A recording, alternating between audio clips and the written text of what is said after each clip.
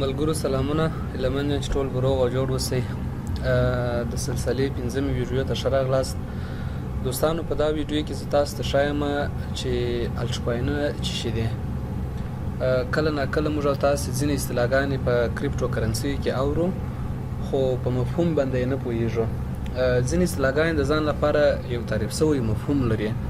مطلب کله چې ډکشنري ته ورکوې معنا یو شی راباسي، اما کله چې بیا مفهوم ته په کریپټو کرنسۍ کې ورته ګورې بیا بله معنا لري. نو زه تاسو ته مفهومي معناوې د دغه ځینو لغاتو ده.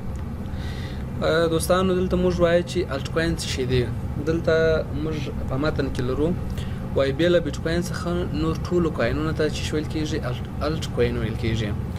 ګورئ، موږ په عموم کې دوه ډوله کوینونه لرو، یو بیټکوین دی او بل نور بې له بیټکوینه نور ټول نور کوینونه دي چې هغوی ټولو ته الټکوین ویل کېږي.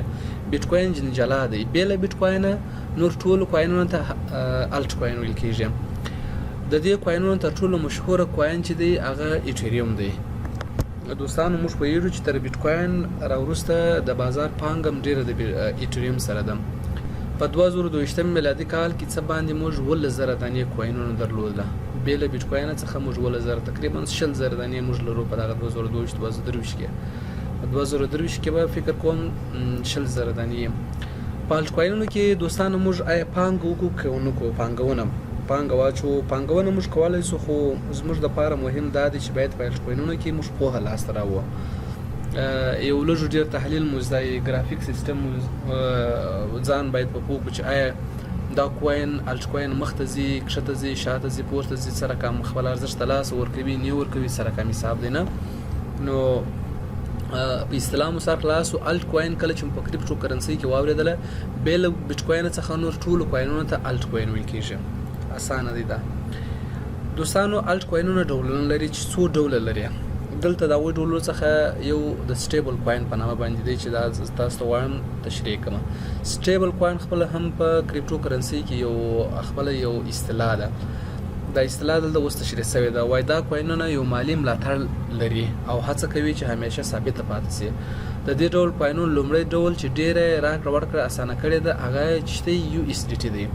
سټیبل کوینونه چې دي دوستانو دی همیشه په تعادلي حالت کې، لکه په دغه موږ تاسو وینو دوی خپل ارزښت ساتي همیشه. اوس مثلا USDT چې دی ډېر بازار پورته کښته شي 0.99، یعنی مثلا $1 کې دی. دا زموږ ستاسې د فزیکي ډالر سره زیاتره وخت د سټیبل کوینونه چې دي دوی سمون خوري. سټیبل کوینونه هم ډېر ډولونه لري چې تر ټولو مشهور یې USDT دی او ډېره راکړه ورکړه په دغه USDT باندې کېږي. نو دوی چې د خپل ارزښت یا قیمت د لاسه نه ورکوي، همیشه دوی ثابته وي. په الټکوینونو کې بل ډول موږ لرو د میم کوین په نامه باندې.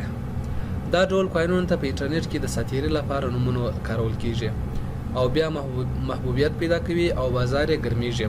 دوستانو، میم کوینز کوم چې کله مو واورېدل، دا هغه کوینونو ته ویل کېږي چې مثلا لکه د پیشي نوم چې پرې شي، د سپین نوم یې پرې شي، یا داسې د نور شانو نومانې پرې شي، جالبه نومانې پر یو کوین باندې شي، هغه ته میم کوین وایي. لومړی میم کوین چې دی هغه د ډاچ کوین په نامه باندې یادېږي چې په 2013 میلادي کال کې رامنځته شوی دی چې د ایلان ماسک لخوا څخه څه کېږي، تقویه کېږي، سپورټ کېږي. لومړی کوین د ډاچ کوین په نامه، میم کوین د ډاچ کوین په نامه یادېږي. نور میم کوینونه هم لرو لکه شیبا، فلوکي او داسې نور. اوس شیبا موږ تاسو پیژنو دوستانو، دا د دې لوګو عکس چې دی فکر کوم داسې دی، یو سپي رقم دی، د یو سپي د ډاګ عکس یې هلته راخیستی دی، دغه ته یې میم کوین کارولی دی. نو په دې باندې پوه شولو دوستانو چې الټکوینونه پر څو ډولونه لري چې مشهور ډولونه سټیبل کوینز دی او بل یې میم کوینز دی. او بل موږ تاسو د الټکوین د کلمې سره چې شولو بلدتیا مو پیدا کړله. په راتلونکي ویډیو کې دوستانو زه تاسو ته د کریپټو کرنسۍ د صرافیو په اړه باندې بحث کوم، درته انشاءالله معلومات وړاندې کوم. ځینې صرافۍ تاسو ته معرفي کوم چې تاسې لومړی د صرافۍ سره بلد سواست، بیا هره صرافي درته جلا تشریح کوم. دننه د هغوی پلیټفارم، چاپېریال، محیط، بیکګراونډ، دا ځایونه ټوله تاسو ته هر اپشن چې دی هغه درته تشریح کوم انشاءالله.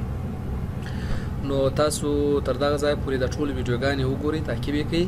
راتلونکو ویډیوګانې انشاءالله موږ تاسو د کریپټو کرنسۍ هغه اصلي مسلک دی ور داخلېږو.